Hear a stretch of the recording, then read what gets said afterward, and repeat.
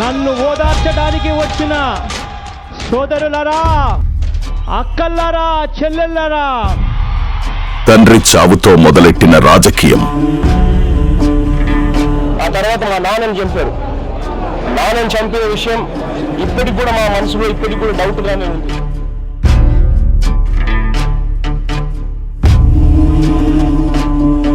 సానుభూతి సాకుతో మొదలెట్టిన పాదయాత్ర, బాబాయి హత్యతో అందిపుచ్చుకున్న అధికారం, గుండెపోటు రావటంతో ఆయన మృతి చెందారని చెప్పి మనకు మళ్ళీ ఇవాళ చిన్నాన్న మీద దాడి జరిగింది. జరిగిన నేపథ్యంలో ముఖ్యమంత్రిగా ఉన్న వ్యక్తి మళ్ళీ చంద్రబాబు నాయుడు గారు. మోసపూరిత మాటలు. దీని వెనకాల వైఎస్ భాస్కర్ రెడ్డి ఉన్నాడు, వైఎస్ అవినాష్ రెడ్డి ఉన్నాడు, వాళ్ళ వెనకాల వైఎస్ జగన్ రెడ్డి, భారతి రెడ్డి వాళ్ళని ప్రొటెక్ట్ చేస్తూ ఈయన థ్రెటన్ చేస్తూ ఉన్నాడు అని కూడా చెప్తున్నాడు. మెగా డిఎస్సీ పెడతామని చెప్పి ప్రతి పిల్లాడికి చెప్తా ఉన్నా. ఎక్కడా కూడా మద్యాన్ని పూర్తిగా లేకుండా చేసేస్తామని చెప్పి కూడా గట్టిగా చెప్తా ఉన్నా. బూటకాల భరోసాలు. మీకు వచ్చిన ప్రతి ఇబ్బందిలోనూ జగన్ బాబు ఉన్నాడు. నేను జగనన్న వదిలిన బాణాన్ని. తల్లిని చెల్లిని ఎరగా చూపి వలలో వేసుకున్న అక్క చెల్లెమ్మల ఓట్లు. పసుపు చీర కట్టుకొని వారి ఇళ్లకు వెళ్ళి వారికి మోకరిల్లి తోడు నడిచిన చెల్లినే శంకించిన తోడేలు గుణం. రాజశేఖర రెడ్డి గారి భార్యని కోర్టుకు ఇచ్చారు అంటే అలాంటి కొడుకుని ఎందుకు కన్నాను, అలాంటి కొడుకుని చంపేస్తే బాగుండు కదా చిన్నప్పుడే. జన్మనిచ్చిన తల్లిని గంటేసిన కసాయితనం, తల్లికి చెల్లికి పొడిచిన వెన్నుపోటు.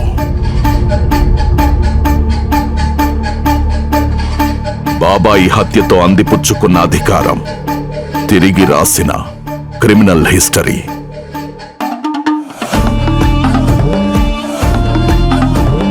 I'm giving instructions. I'm giving orders. This will be the last meeting here in this country. కూల్చాడు ప్రజావేదిక, మొదలెట్టాడు విధ్వంసపు నడవడిక, మాట తప్పాడు మద్యపాన నిషేధం, మొదలెట్టాడు కల్తీ మద్యపు నరమేధం. కల్తీల స్కాములు, రాల్చిన ప్రాణాలు, వచ్చిన లాభాలు.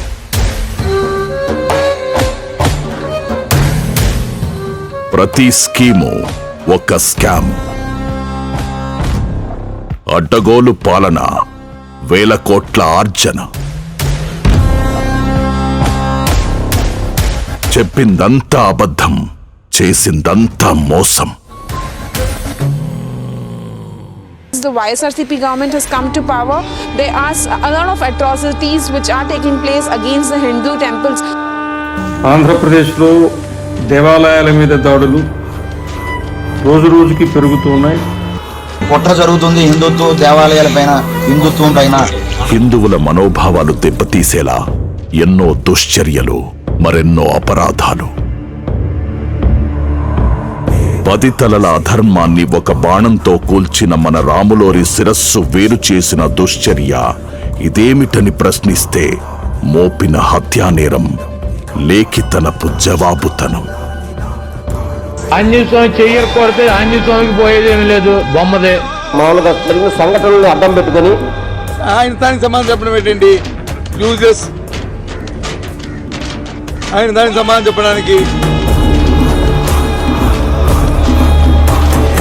ధర్మ సంస్థాపన చేసిన శ్రీ లక్ష్మీ నరసింహస్వామి పుణ్యక్షేత్రంలో స్వామివారి మహారథాన్ని తగులబెట్టిన దుశ్చర్యని నిలదీస్తే అదే లేఖితనపు అపహాస్యం, దుర్మార్గపు దురహంకారం.